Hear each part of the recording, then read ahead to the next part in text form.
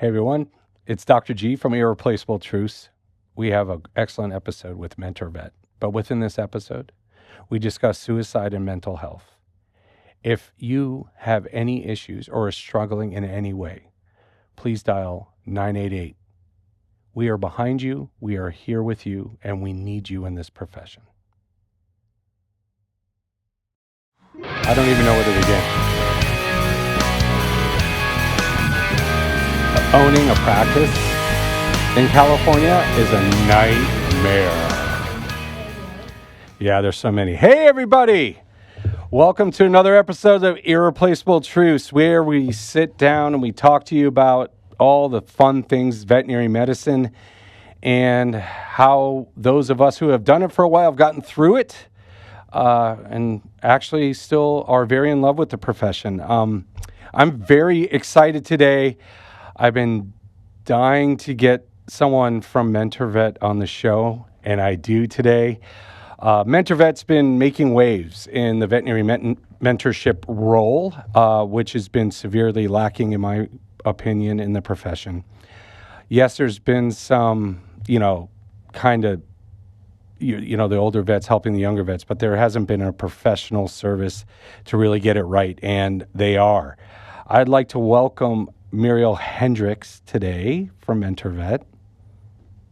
Hi, how are you? I'm good, and we were just talking that there's a little dachshund wrapped up in that blue blanket behind her sleeping because it's 15 degrees. Where are we talking to you from today? Yes, I'm from Indianapolis, so the Midwest is getting hit hard this week by ice and snow. Yes, the polar vortex, I believe it's called. Yes, and I do believe we're getting another wave here soon, so it's not over with. Whew, I don't know how you guys do that. Yeah, how's California today? Yeah, California is going. The smoke is gone, but it's still California. Sure. It's always you never know what you're going to get in California. Between traffic and taxes, that's a given. But other than that, you can't really say. So, I would love to talk to you first about MentorVet.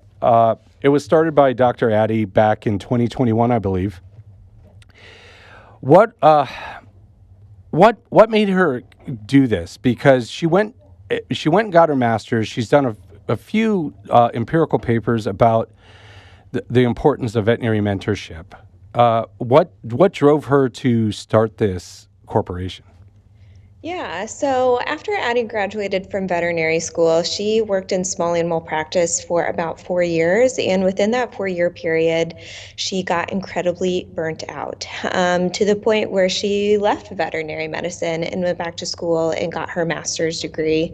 And from that master's degree, with many master's degrees comes capstone projects. So that is where MentorVet, the idea of MentorVet was birthed from, was her own experiences with burnout, leaving the profession, gaining more experience within leadership and mentoring in general, and then birthing MentorVet out of a really, really great idea about, like you had said, a more organized, a more professional mentor-mentee platform. So that's where it first started, and because she also won a startup competition at VMX. The MentorVet name blew up after that, and that's kind of where it became a more national name rather than a small company.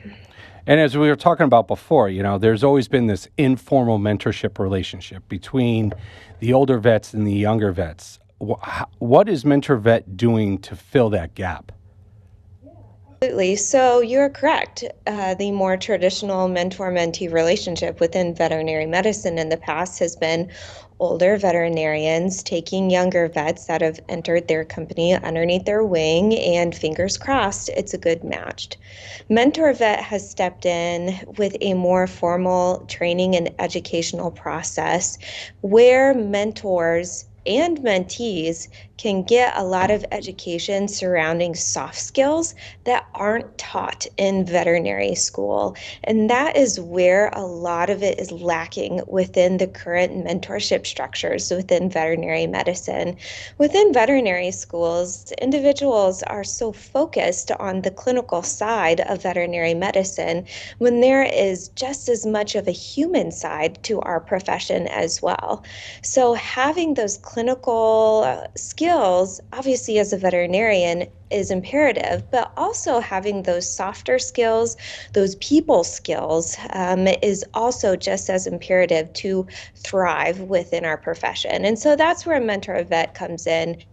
We have a lot of research underneath our belts that show what younger graduates are wanting to learn more about as far as soft skills are concerned.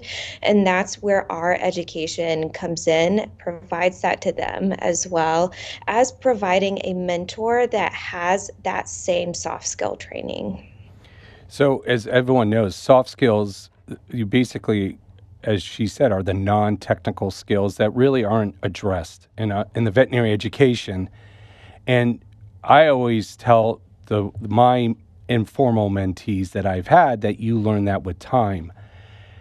What does success look like at MentorVet to you all? Does it look like you sped up the process, you introduced it to them or sooner, they learn the realities quicker of the profession? This to us is trying to gain research that shows that burnout has decreased within our profession through our educational processes. MentorVet is incredibly research-based.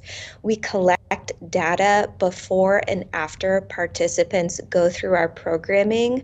So that's our success, is trying to decrease the amount of burnout. So by providing that soft skills education, providing those mentees the ability to learn more about boundary setting and working through conflict within the profession or within their clinic, providing these soft skills that again lead to less burnout and keeping individuals in their profession longer.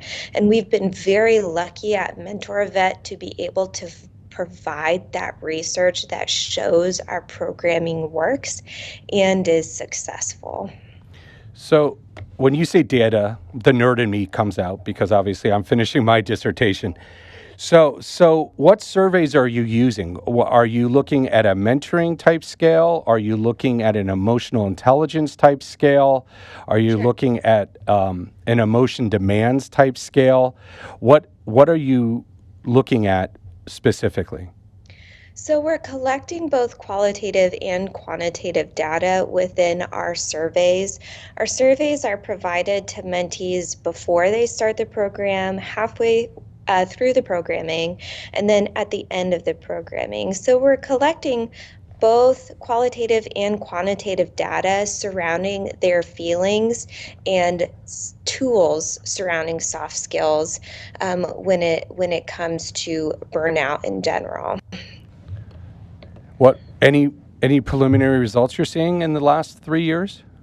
Yeah, we've already published results for our young veterinarian programming, and we are collecting data on our mid-level, which is mid-career veterinarians, and we're also collecting data on our veterinary technician programming as well. So within the 4 years, we've gained a lot of data. It's just the fact that we're trying to process all of that data and then provide research that will be helpful to the profession as a whole, which takes time. So we are very fortunate to have at least provided some young graduate data that shows MentorVet programming does decrease burnout.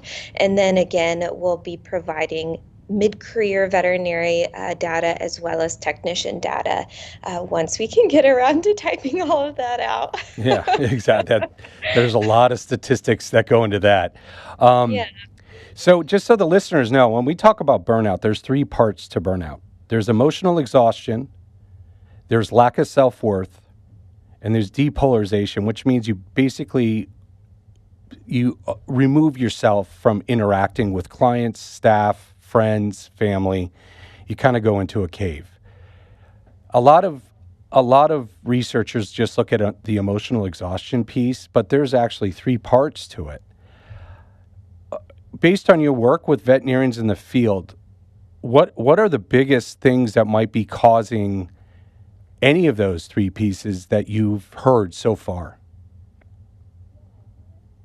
From a technician Yes, perspective, since I wanted you to talk from your professional. oh, Yeah, oh your yeah. professional. Yeah, Yeah, absolutely. absolutely, absolutely. Since I'm a technician by trade, and also because I work mostly within the MentorVet program within MentorVet, I can definitely speak to the struggles that young veterinary technician graduates are facing and what is leading to the burnout.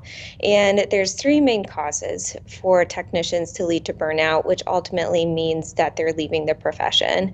And one is that we're overworked, especially during COVID times. That was really tough for all of us as veterinary professionals, and the technicians were obviously included within that as well. So being overworked, pairing with being underpaid. So technicians for a long time have voiced their frustrations with compensation within the nursing realm of the veterinary profession.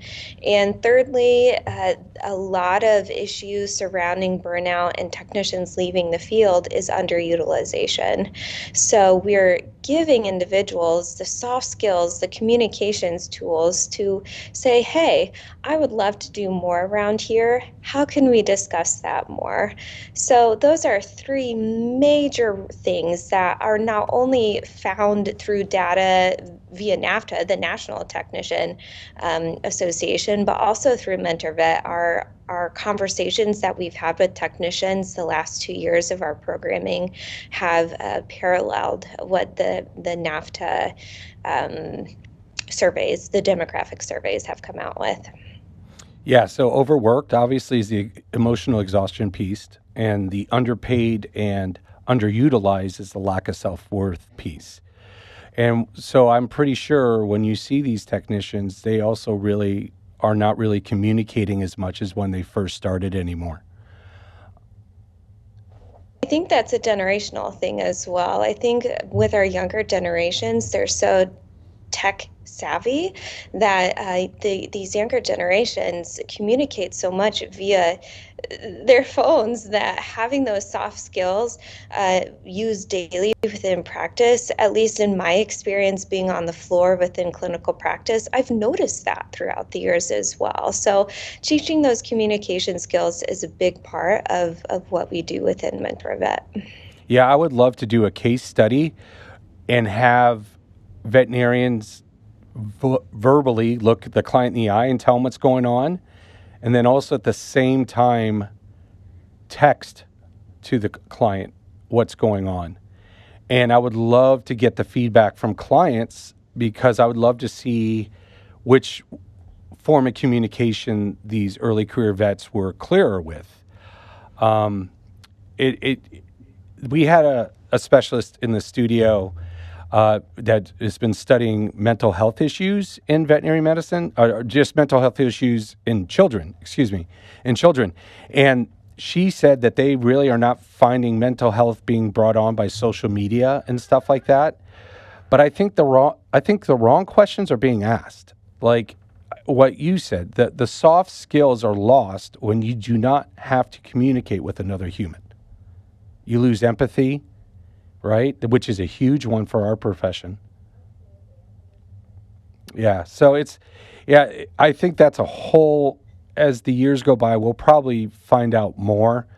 But yeah, the generational piece of the veterinary medicine probably will be looked at by somebody at some point.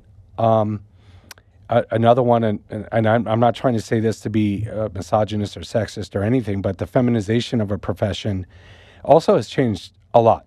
And we're still doing things the old way, like the good old boys. We haven't really, right? We haven't changed the way we do a lot of things. More programming for our mid-career veterinarians, because I think so many of us that have been in the profession for so long, we were thrown in a sink or swim situation most of the time. And so when when feelings of not only onboarding but training and mentorship have changed throughout the last 20 years, I definitely say that there needs to be a change of mentality within practices as well. I think we're getting there, but I don't think we're there yet. So in the last 3 to 4 years, what shifts, if any, have you seen at Mentor Vet? Or has it all been the same status quo with the same complaints? Um, because I've only been with Mentor Vet for 2 years, I can only speak for that, unfortunately. I have not seen any shifts yet within the veterinary technician realm. We have been speaking a long time for the three things that I just previously mentioned, and I don't think that those have changed yet. I As I've been speaking with the younger veterinarians within our programming, I hear their struggles trying to transition from school into the real world. And they're looking for mentorship to just help them get through those tough transitions in life. So that has been a huge topic within the veterinary field. One, trying to juggle life, maybe trying to juggle a new family, student debt, new jobs, new state, new living situation. All of these transitions within a short period of time have been a lot of what we talk about within the mentor-mentee relationships that we have. How much has the school debt piece come into your conversations with any of these new mentees that you have coming through the program? I think it's a conversation that we hear often. It is why we have hired, or why we have a financial coach as part of our team within Mentor Vet, because it's talked about often enough to where we are needing someone that is readily available so we can continue those conversations with someone who is educated in that area. And we've been very lucky to find a financial coach that is also a veterinarian as well. So she understands many aspects of the financial pieces surrounding student debt and the money factor within veterinary medicine with new graduates. Yeah, because there is no money factor ever discussed. Well, I take that back. We had a 4-hour class on a Saturday morning when I graduated, but that is huge. And Dr. Peter Weinstein was on the show, and he made it very clear that every new career veterinarian needs to have some sort of financial planner to figure out student debt, rent, car payments, living, food, possibly buying a vet practice, possibly buying a house. Those are a lot of different variables you throw into an equation that if you don't really have someone behind you and guiding you basically every step of the way, talk about emotional exhaustion, lack of self-worth, and shutting yourself off. When it comes to money, I mean, that happens in any profession, in any person, period. 100%. And we can discuss soft skills all day long, but we don't have that financial backing. As far as the people that have founded MentorVet, we don't have that professional financial backing, which is why we've reached out to individuals that can bolster our employment status within MentorVet to have someone within our group that can do that. Yeah, that's something that's definitely needed, and I'm very happy to hear that that's being offered, because it is a huge piece. It is a huge piece. Do you guys have any idea of any new challenges that might be on the horizon for any of these early career veterinarians, professionals? That's a very good question. New challenges. I'm like, nothing is coming up on the top of my head right now. Let me think on that a little bit more and we can come back to that You got question. it. Okay, so here's the big question. Can mentorship fix these problems? Is it truly just a Band-Aid for our issues? Or is it really going to make a difference for, are we looking at the right things? Like, are we asking the right questions when it comes to this profession? Because I'll be blunt, because my dissertation is, I think we're attracting the wrong mental set into the profession. We're accepting on IQ, technical skills, and not EQ, right? The soft side. I have had previous conversations about that as well. And I to answer your question, I wouldn't call it a band-aid, but I think it is one of many tools that we can use to have a better mindset overall within the profession. As far as overall mentorship, I do agree with you to a point that veterinary schools have accepted individuals based on IQ for so long that we are lacking the emotional intelligence within the profession to have really great mentorship.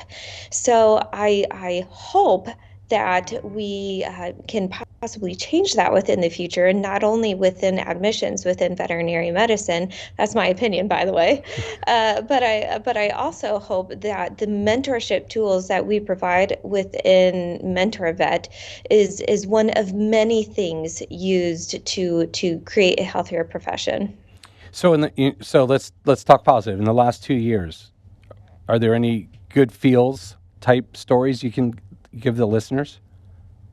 Absolutely. So Um, the most recent story that I can think of is within the mentor vet tech programming that we have. We have a mentor who worked within academia for decades, and she joined our volunteer platform as a mentor, and she was paired with a mentee who has been in the profession for quite a while, actually, but she was still looking for mentorship to find a path to take beyond clinical practice. So because we are able to provide that platform to connect mentees with mentors, those two individuals, actually we just highlighted within our Mentor Vet newsletter, those two individuals have been speaking for 6 months now. They've met and they have really created a lasting friendship that I think will continue far beyond their participation within the Mentor Vet platform. We've had mentor mentees go on vacations together.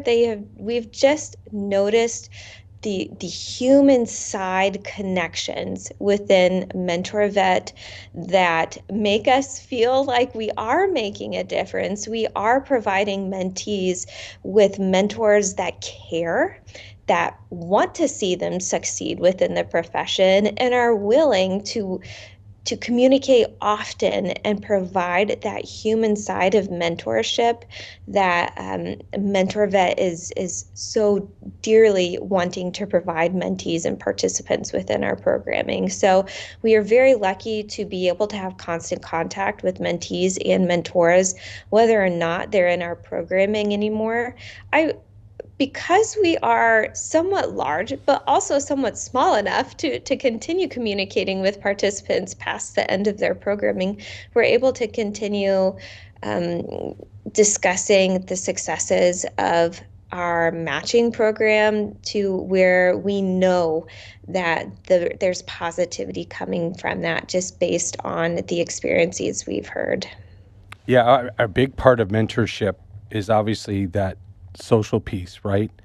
The father, the parental type advice, the friend type advice, the trust, the coaching, all those different things need to be looked at, and it makes my heart happy because as a mentor, informal mentor, that was something that I was brought up when I was a technician before I went to vet school. That's how my mentor was.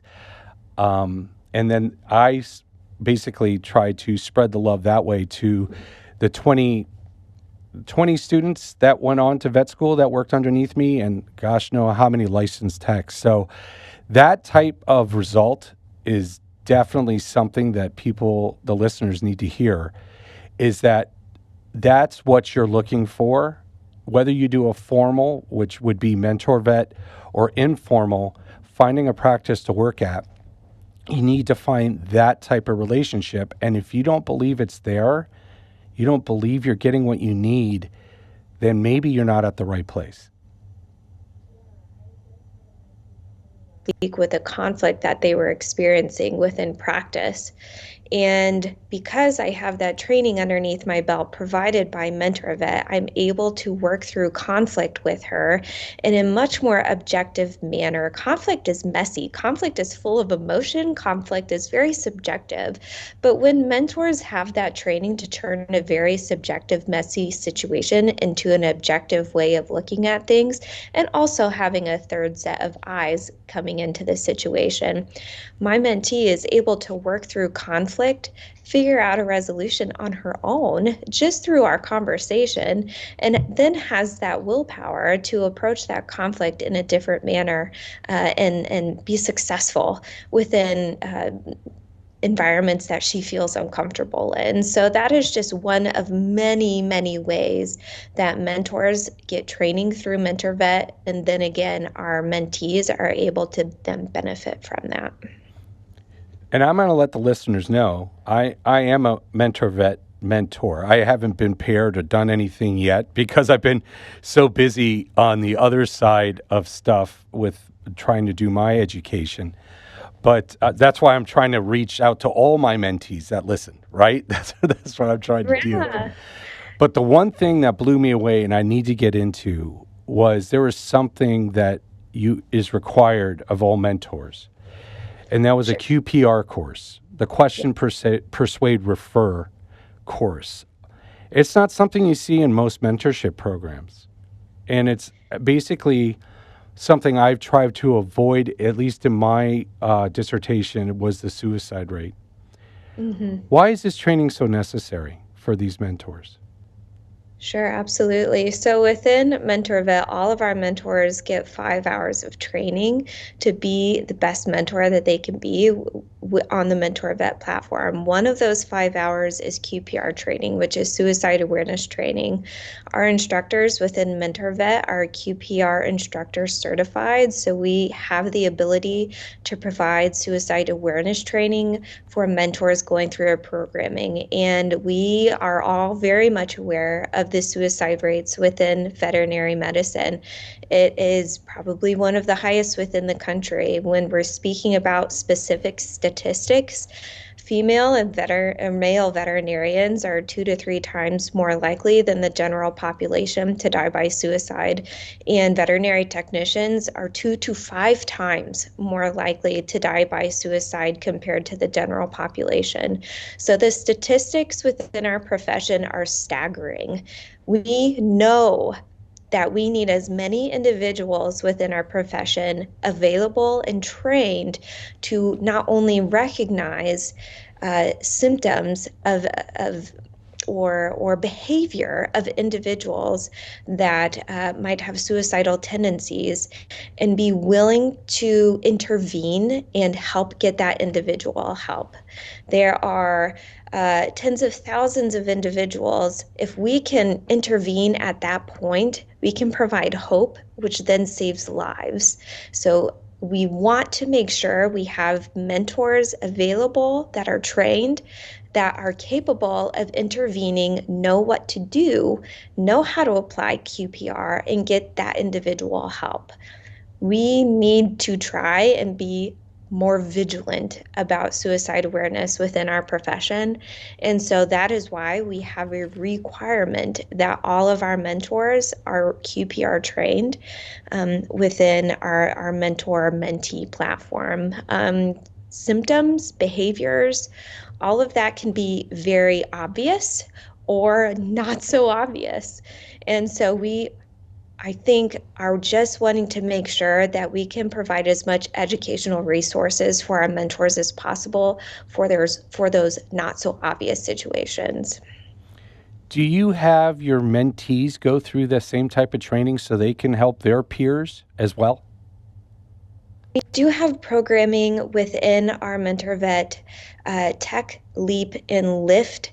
Actually, I think all of our programming has QPR certificates. Now that I think about it, all of our programming, mentees have to go through our programming in order to get loaded up onto our mentee mentor platform. So yes, our mentees do that as well. Yeah, spread it forward, right? I think that would be one of the ways, because I agree with you. We need to be more vigilant with what we're doing, but we don't seem to get. Well, first off, I don't think the general public understands the suicide rate in our profession, right? And and the second issue I have, and I want you to see what you would have to say to this. There was a big Merck study that came out, about a year ago, and it was run by a huge consulting group out of the Midwest. And I talked to the lead researcher, and he said that they disagree with the suicide rate in the profession, and that it's no different than anywhere else or any other profession or across the country in general. How would you answer that? What would you say to him if he would have said that to you? Because I know what I said, and I'm just trying to be politically correct. I'm just curious what you said. If an individual would come to me and ask that, I would use my own experience to answer that question. There are studies out there that do contradict that statement. So research can show one way or another, just depending on how you bend the numbers. So I would answer that question based on my own statistics, or not my own statistics, but my own experiences. I've been trained in QPR less than 2 years, and I've had to use it twice.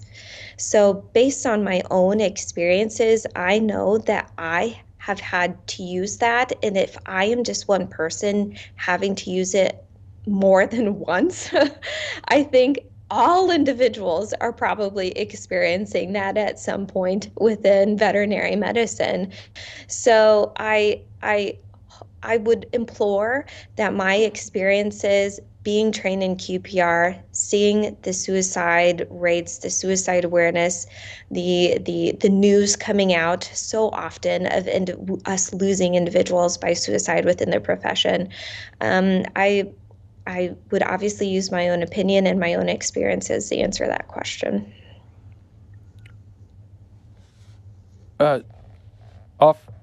Just off the top of my head, I just thought of a question. Would you say that a lot of these veterinarians that attempt suicide, do you think they have also some own personal anxiety, depression type syndrome, stress syndrome that might be causing this? And then veterinary medicine's just the straw that breaks the camel's back? Or do you think that it's the profession by itself that's just driving this whole thing? I would agree with your first statement. There is usually, I cannot remember the exact number off the top of my head, but there is a high percentage of individuals that also have some kind of mental issue going on that coincides with being in the veterinary profession as well. And I think, unfortunately, we have a lot of knowledge underneath our belts as veterinary professionals on how we can attempt suicide if that individual is thinking about it. We have access to lethal means within our clinical practices, and we have that knowledge of how to use those lethal means if an individual is wanting to go that route. So I completely agree that there is a mental piece as well, but being within the veterinary profession is not a great factor when it comes to the numbers. Yeah, and I want to open the floor right now, because I want you to speak to the listeners right now. If anyone's having any thoughts at all of self-harm, what should they do? Absolutely. If any individual is worried about another individual, or if you yourself are thinking about dying by suicide, please call the National Suicide Hotline. It's 988.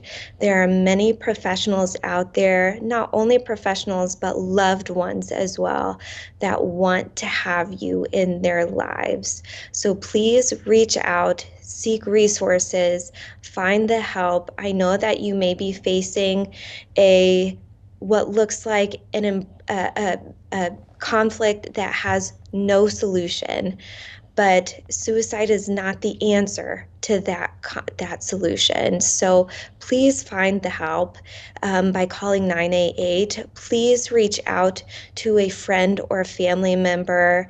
We want you in our lives, and suicide is not the answer to what looks like an unsolvable problem that you're facing right now. So 988, they are there for you. Your friends and family want to hear from you. We want you around. Thank you for that. Absolutely. Absolutely. So let's move on from that very deep discussion that could go on for hours. There's something that isn't discussed much. Could the mentor-mentee relationship cause more harm than good?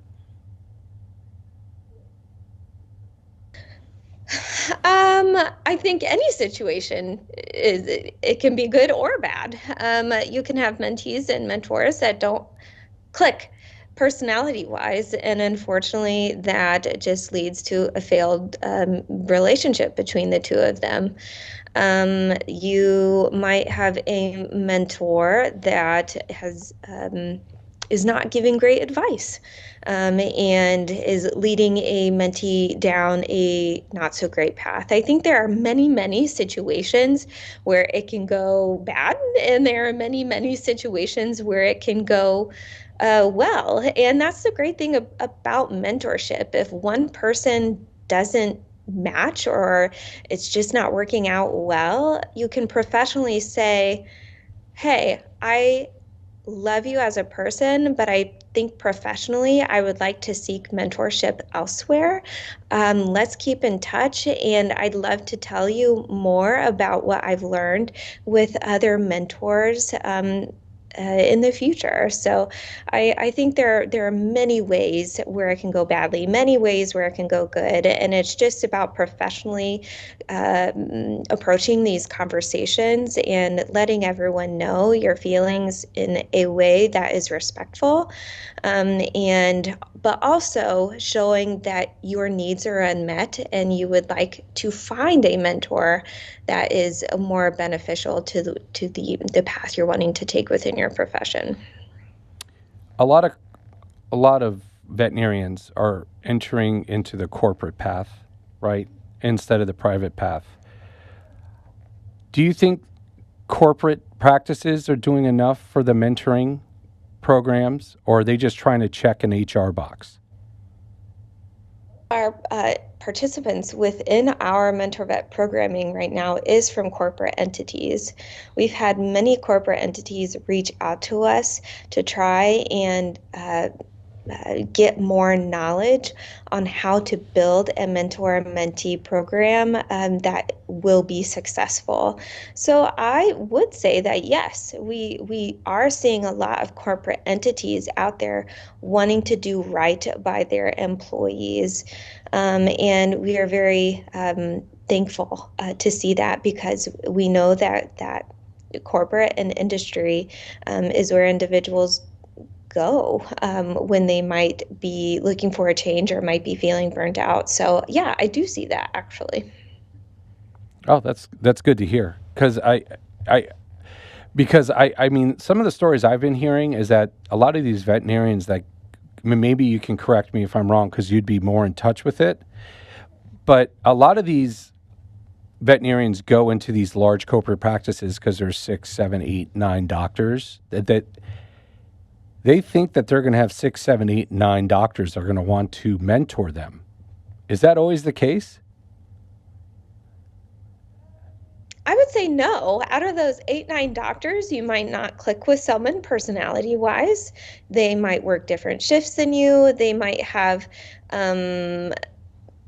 let's say you're wanting mentorship in surgery, and you've got some individuals that are 8, 9 doctor wise that don't like surgery. So those individuals might not want to provide mentorship in certain areas.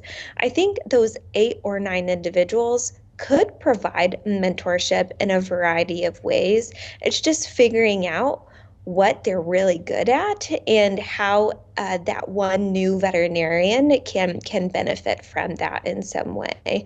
I'm based on my own experience. I've in my 15 years as a technician, I've really only clicked with a few individuals. So I've been around many and have only clicked with a few that I consider a true mentor. But I know I've learned from a lot of individuals. So I think there's a way of seeing what those 8 or 9 doctors could teach you, but maybe a true mentor that will be like your ride or die.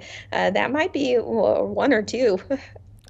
Yeah, and that's another thing is just because your mentor or two mentors or whoever you're working with tell you to do something a certain way, they're not twisting your arm and making you do that. They're trying to give you advice so you can make the best educated decision moving forward. I can promise you, if you have a mentor that gives you advice and you follow none of it, that's going to destroy the relationship. Oh, absolutely. I'm not saying that ever happened to me. But no, just kidding. No, there. It does get frustrating from the mentor side when they come to you for advice and they say, "Oh, I'm just not going to do that. Oh, I don't want to do that. Oh, that sounds too hard. Oh, I can't do it." From a mentor side, we're looking for someone who is truly seeking advice, but not just going to follow it like a puppet, but use it in their repertoire of things they're capable of doing. And especially when it comes to communication, if you think vet school did a better job of the emotional intelligence piece, of the communication piece, what do you think Mentor Vet would be focusing on instead? I think MentorVet has a great opportunity if veterinary schools would be more willing to focus more on soft skills, is to collaborating with those vet schools to make sure that the education that they're providing is sufficient.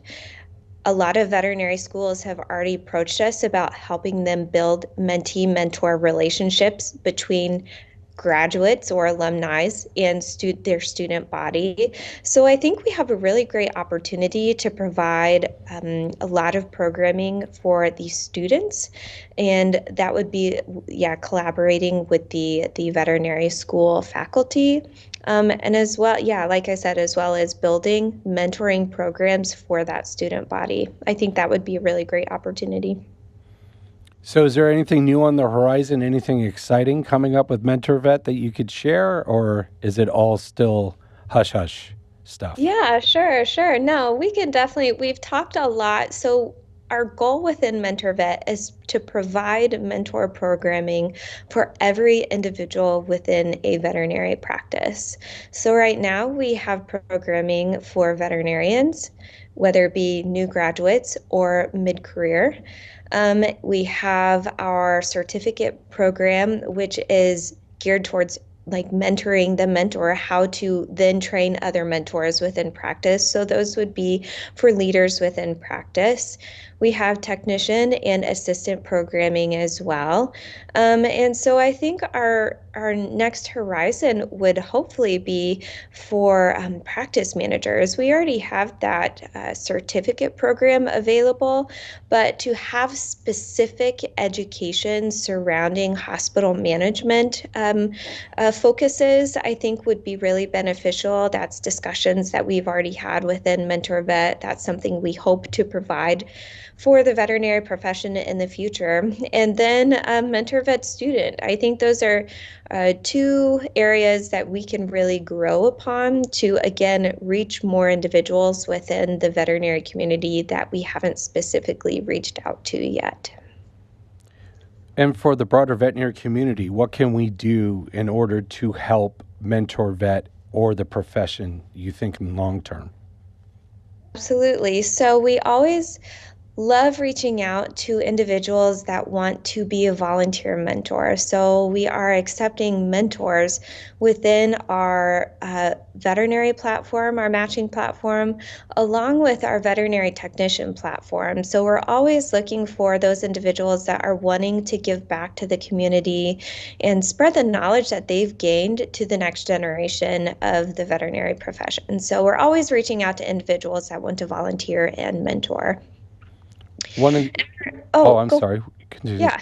No, one of the arguments I have is like, I think we've lost all the legacies, right? Once veterinarians retire, they're no, you don't hear from them. But when they were in their profession, they were huge hitters. Mm-hmm. Have you been able to reach any of those to get them involved? All we can do is spread the word about MentorVet. I think when individuals retire and kind of get out of the veterinary profession, they don't hear about new cool things like us at MentorVet. So in 2025, that's been a goal of ours. That's our main goal actually for 2025 is to spread the word about MentorVet.